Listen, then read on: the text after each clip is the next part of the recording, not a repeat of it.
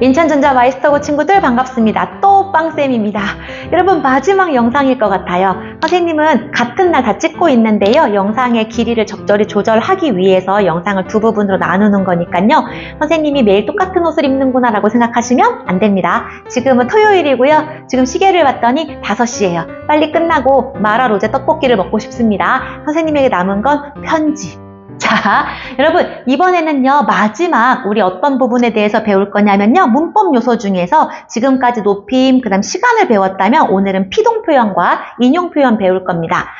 피동 표현도요 사실 깊이 배우려면 굉장히 어렵지만 교과서에 나왔던 부분에서 조금 더 심화해서 가르쳐 드릴 거니까요 너무 겁먹지 마시고 잘 따라와 주세요. 인용은요 여러분이 잘 하더라고요.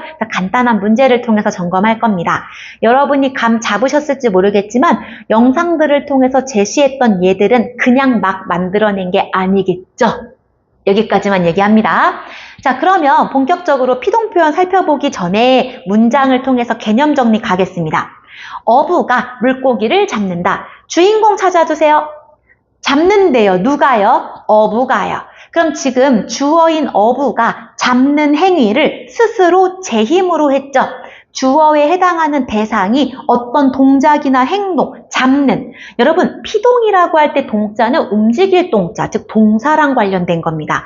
그래서 어부인 주어인 어부가 잡는 행위를 스스로 했죠. 우리 이런 거 능동 표현이라고 합니다. 선생님이 좋아하는 학생, 능동적인 학생. 근데 학교 생활 하다 보면 보일 거예요. 제가 하겠습니다. 선생님 제가 도와드릴까요? 굉장히 능동적인 친구들이 있거든요. 선생님은 그런 친구들이 분명 잘 살 거라고 믿어요. 그쵸? 사회생활도 잘할 거고요. 최근에 몇몇 예가 있었는데요. 국방부 요원들이 아프거나 뭐 자격증 시험 때문에 자리를 비웠을 때 선생님이 부탁하지 않았는데도 스스로 와서 국방부 요원의 역할을 대신 해주는 친구들이 몇 명 있었거든요. 그런 친구들이 바로 능동적인 친구들입니다. 근데 우리가 궁금한 건 능동이 아니라 피동이겠죠? 그럼 감 잡으셔야죠. 능동의 반대 개념일 것 같아요. 그럼 예문도 달라질 겁니다. 이번에 주인공은 불쌍한 물고기. 물고기가 어부에게 잡혔다. 이번에 주어는 누구? 물고기. 근데 물고기는 스스로 잡은 게 아니라 어부에 의해서 잡혔죠. 어떤 행위를 당했죠. 우리 이렇게 당하는 것 뭐라고 한다? 피동. 그래서 피해야 할 때 그 피자랑 똑같은 피자입니다. 능동은 주어가 스스로, 피동은 주어가 당한다. 여기까지 개념 정리 오케이? 그럼 예문 같이 봐야겠죠? 자, 피동 표현 다시 무슨 뜻인지 한번 살펴보시고요. 주어가 당한다. 어떤 동작이나 행동을 당한다. 머릿속에 넣고 그럼 이제 우리 뭐 찾아야 돼요? 높임도 개념한 다음에는 어떻게 높임을 실현하는지 방법 찾았죠. 시간 표현도 마찬가지였죠? 이번에도 마찬가지입니다. 피동 표현을 실현하는 방법이 시험에 나오겠죠? 문제는 아주 간단하게 나올 거니까 겁먹지 말고 예문 보러 가겠습니다. 자, 피동 표현을 실현하는 방법을요, 크게 두 가지로 나눕니다. 말이 조금 어려워요. 선생님 천천히 설명하겠습니다. 첫 번째, 파생적 피동. 우리 학습지에는 이 표현이 없을 겁니다. 우리 학습지는 교과서를 기반으로 만들었는데, 선생님 직접 만들었는데요. 교과서의 내용이 참 간략하더라고요. 그래서 선생님도 학습지는 간단하게 만들었지만 설명은 깊이 있게 하겠습니다. 들으면서 학습지에 여러분이 정리하셔야 돼요. 자, 피동 표현은 크게 두 가지. 첫 번째, 파생적 피동. 그럼 파생적 피동이라는 용어를 외우지 마시고요. 어떤 것들을 파생적 피동이라고 한다? 아, 전미사에 의해서 만들어진 걸 파생적 피동이라고 하는구나. 그럼 뭘 알아야 돼요?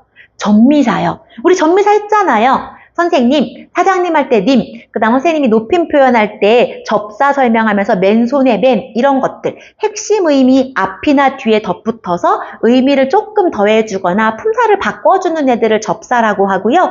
그 중에 핵심 부분 앞에 오면 머리 두자 써서 접두사, 핵심 부분 뒤에 오면 꼬리 밑자 써서 전미사라고 했습니다.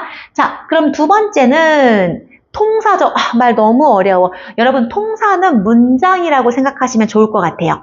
자, 통사적 파동인데요. 어지다, 아지다, 개되다, 외우면 바보, 예문을 통해서 우리 살펴볼 겁니다. 자, 파생적 피동, 학습지 여러분 보시면 되겠죠?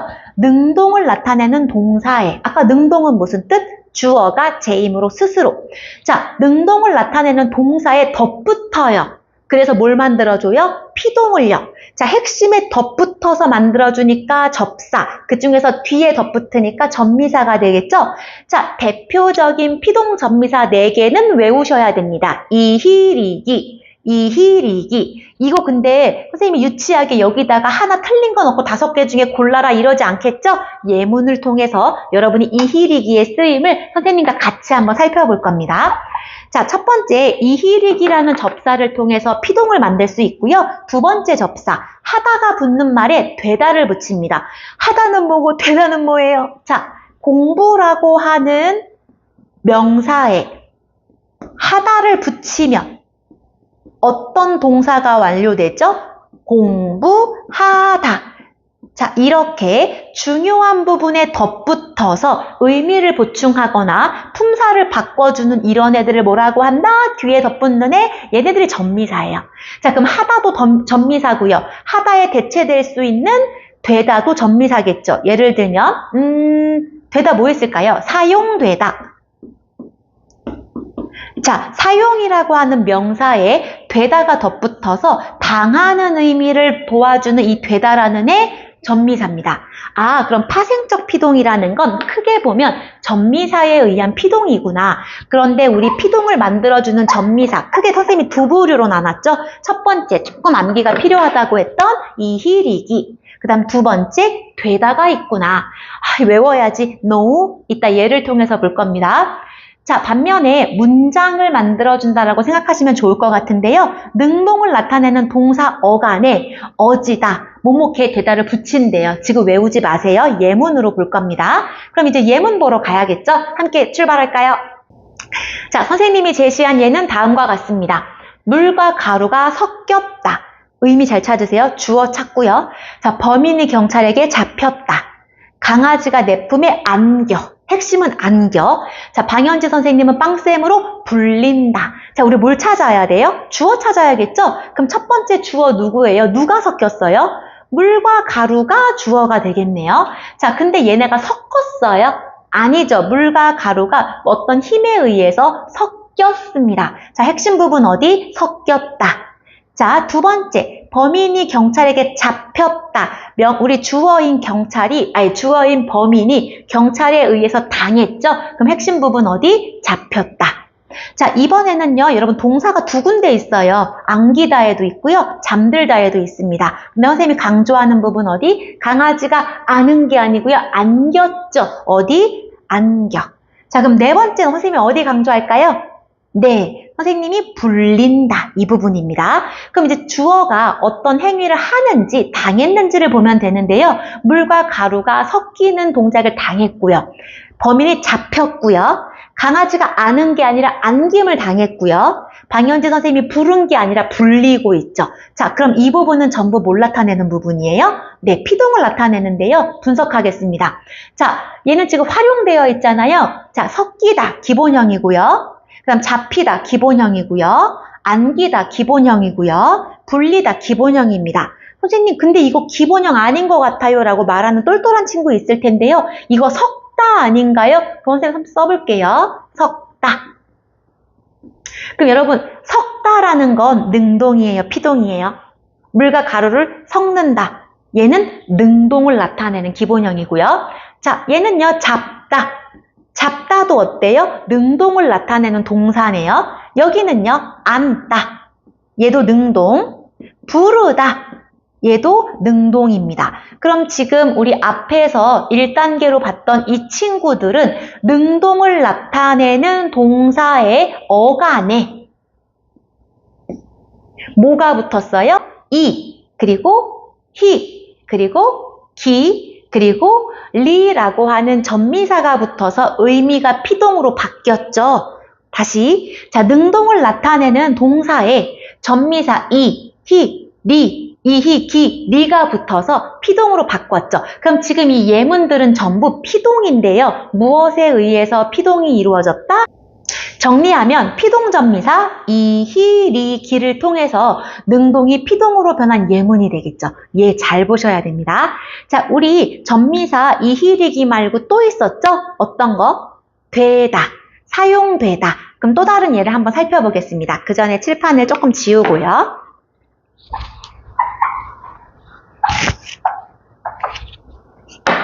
자, 두 번째 예입니다. 학습지가 유용하게 사용되었다. 어느 부분인지 찾으셔야 돼요. 드디어 에어컨이 설치되었다.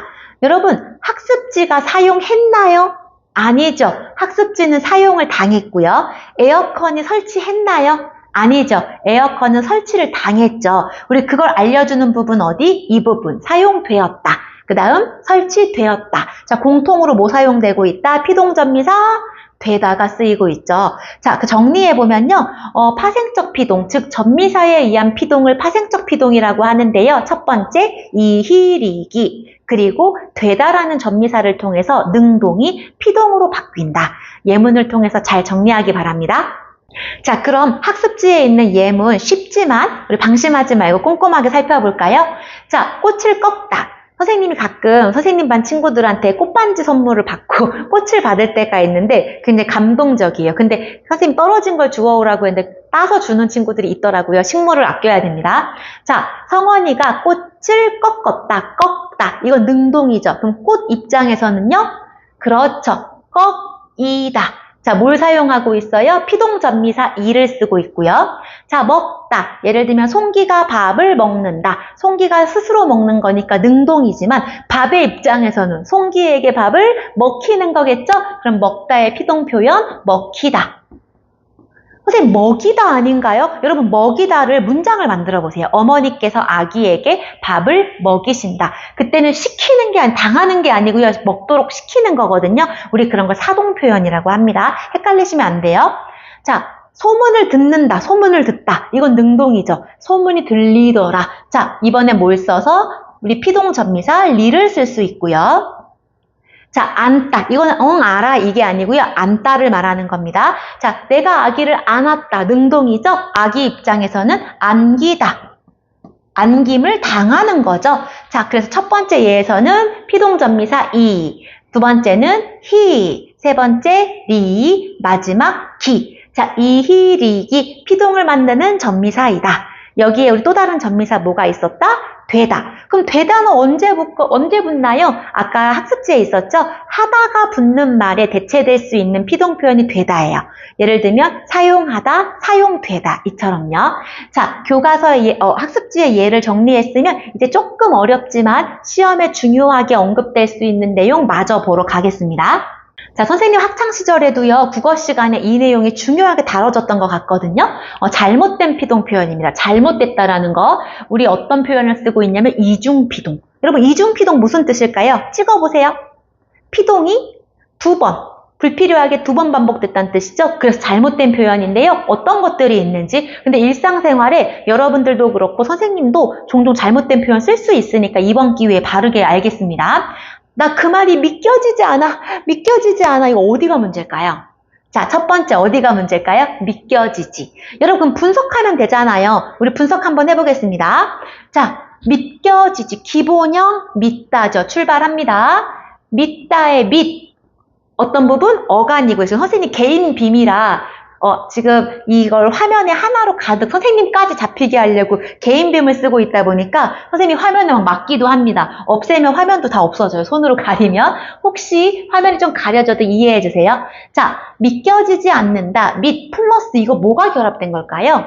우리 앞에서 학습했던 전미사 뭐? 기. 믿기, 이희리기 할 때 기. 근데 여기서 끝났으면 좋았을 텐데 뭐가 또 쓰였어요? 네, 어지다.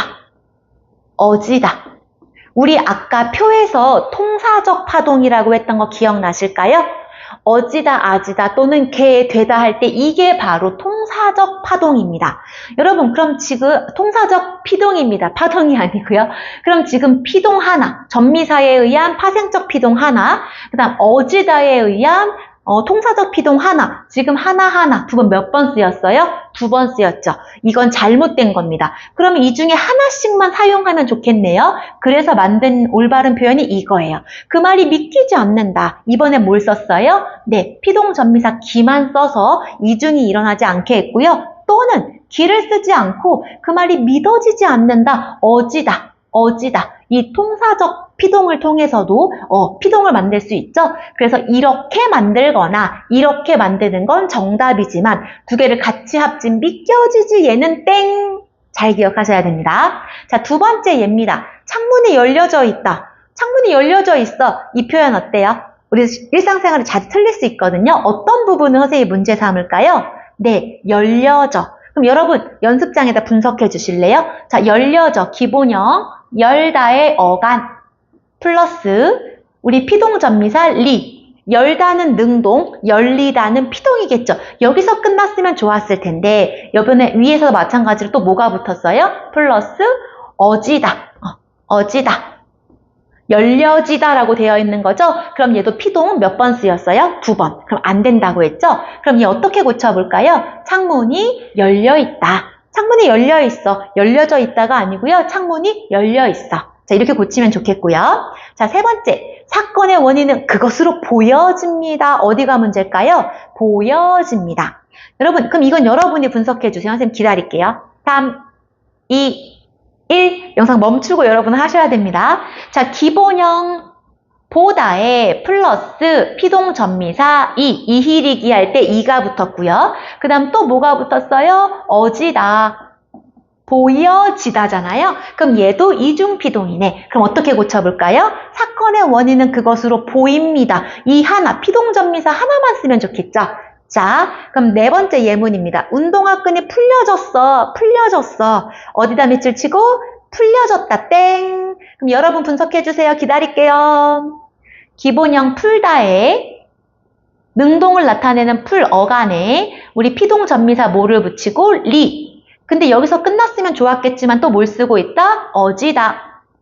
통사적 피동을 나타내는 어지다까지. 그래서 피동 2번 나왔죠? 그럼 얘를 한 번으로 바꿔줄까요? 어떻게 바꿀까요? 운동화끈이 풀렸다. 또는 운동화끈이 풀어졌다.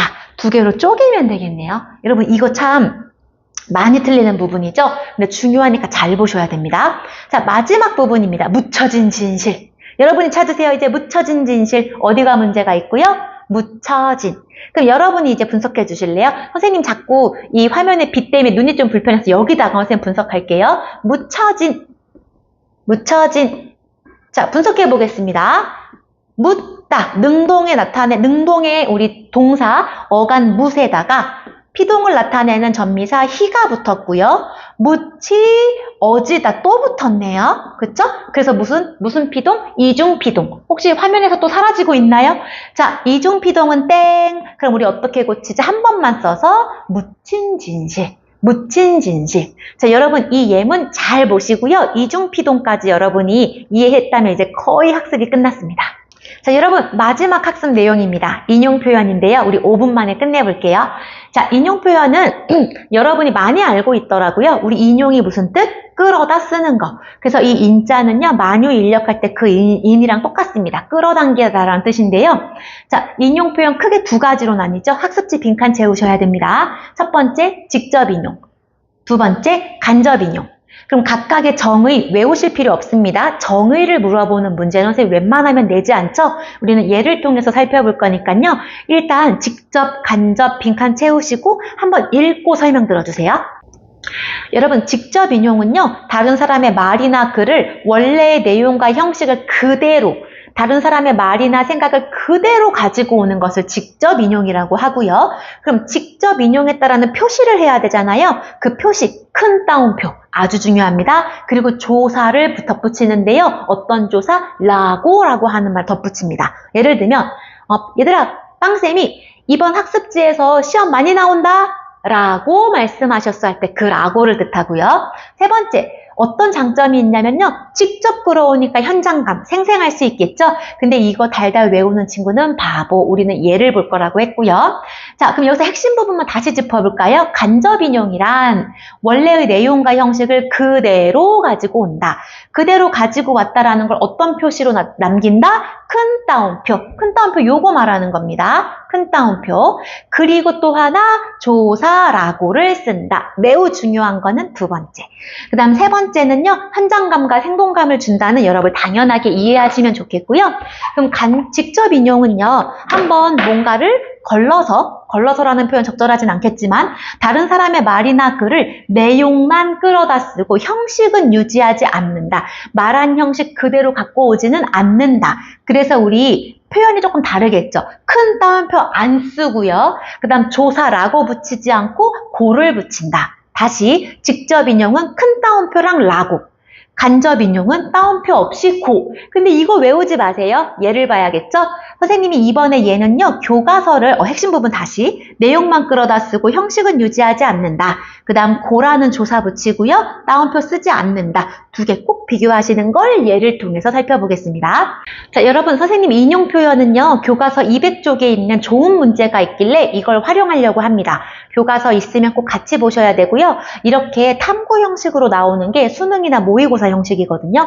선생님 또 그 형식 좋아하잖아요. 그래서 같이 보려고 하니까 끝까지 같이 봐주세요. 자, 탐구 목표는요, 직접 인용을 간접 인용으로 바꿀 때 변화를 이해하는 겁니다. 자, 얘가 나왔죠. 그는 어르신께 제가 저녁 준비를 하겠습니다 라고 말했다. 인용하는 부분 어디? 바로 이 부분. 제가 저녁 준비를 하겠습니다. 이 부분이 인용되고 있네요. 근데 형식을 봤더니 그가 말한 형식 그대로 가지고 왔죠. 그의 말투를 그대로 끌고 왔습니다. 그럼 첫 번째 예문은 어떤 인용? 이게 직접 인용이네요. 그럼 직접 인용임을 알 수 있는 큰 표시 뭘 사용하고 있고, 큰 따옴표 쓰고 있고요. 그 다음 조사 뭘 붙였다? 라고. 직접 인용을 나타내는 라고를 쓰고 있죠. 근데 이거를 이렇게 고칠 거래요. 간접 인용으로요. 자, 간접 인용으로 고쳤더니요. 그는 어르신께, 여기까지는 똑같습니다. 제가 저녁 준비를 하겠습니다. 그의 말투를 그대로 갖고 오는 게 아니고요. 어떻게? 자기가 저녁 준비를 뒤에 들어갈 말모 하겠다고. 그는 어르신께 자기가 저녁 준비를 하겠다고 말했다. 어떤 변화가 있는지 정리해 볼까요? 자, 직접 인용을 간접 인용으로 바꿨더니요. 큰 따옴표 없어졌죠. 큰 따옴표 없어졌고요. 조사 라고가 아니라 고로 바뀌었습니다. 그쵸? 그 다음 또 큰 차이가, 자, 직접 인용일 때는 준비하겠습니다. 하다에 씁니다. 아주 높임. 왜냐면 그가 할아버지한테 말하는 거기 때문에 할아버지 높임 표현이니까 아주 높임의 하십시오체를 써서 뭐뭐 씁니다라고 했다면 이번에 간접으로 바뀌었을 때는 뭘로 바뀌었어요? 씁니다가 아니라 하겠다. 뭐뭐다로 바뀌었죠. 어미가 바뀌었습니다. 여러분, 종결 어미에 따라서 달라지는 높임 표현 있죠. 어떤 높임 표현? 상대 높임이요. 그럼 직접 인용해서 간접 인용으로 바뀌면 어떤 높임에도 영향을 준다? 종결 어미가 바뀌다 보니까 상대 높임에도 영향을 주는구나. 큰 차이가 있구나. 이 문제를 여러분 잘 보시면 직접 인용과 간접 인용을 잘 이해할 수 있을 겁니다. 중요한 문제입니다. 자, 여러분 혹시 이해 안 되는 부분이 있다면 어딜까요? 조금 어렵다면 이 부분일까요? 혹시 2번 부분? 자, 문장의 종결 어미. 그가 직접 말했을 때는 우리 상대인 할아버지는 높은 사람이기 때문에 나이가 많은 분이니까 높임의 대상이죠. 그러니까 어떤 종결 어미를 썼어요? 아주 높임의 하십시오체. 그가 할아버지한테 직접 말할 때는 상대 높임을 담아서 하겠습니다라고 했지만 간접 높임일 때는 바뀌죠. 그때는 제가 저녁 준비를 하겠다. 이번엔 종결어미 뭘로 바뀌었다? 다로 바뀌었죠. 종결어미가 달라지면 뭐가 달라진다? 상대 높임. 그래서 상대 높임까지 달라졌다는 거 꼭 정리하시기 바랍니다. 여러분, 이제 마지막으로 선물하는 선생님의 문장입니다. 선생님 좋아하는 이모티콘 또 나왔고요. 자, 여러분과 공유하고 싶은 박노해 시인의 문장을 소개합니다. 행복은 살아있음의 실감에서 온다. 여러분이 선생님 몇몇 반에 들어가서 너희가 너무 고요한 것이 두렵다라고 말했던 반들이 있었거든요. 여러분이 살아있음을 느꼈으면 좋겠습니다. 실패도 해보고 방황도 해보고 기쁨도 느껴보고 희열도 느껴보고 성취감도 느껴보고 그러다 보면 내가 살아있음을 느끼잖아요. 그래서 여러분이 모두 살아있는 존재라는 걸 느끼면서 행복을 실감하는 날이 빨리 왔으면 좋겠습니다. 이미 행복을 느끼고 있는 친구도 있을 테지만요. 자, 영상이 길었는데도 꾸준히 따라와준 친구들 정말 기특하고요. 이 부분이 매우 중요하기 때문에 선생님이 거의 2주 정도의 시간을 투자한 겁니다. 많이 부족했겠지만 선생님 지지해주면서 열심히 영상 시청해준 친구들 좋은 결과 있길 바랍니다. 감사합니다.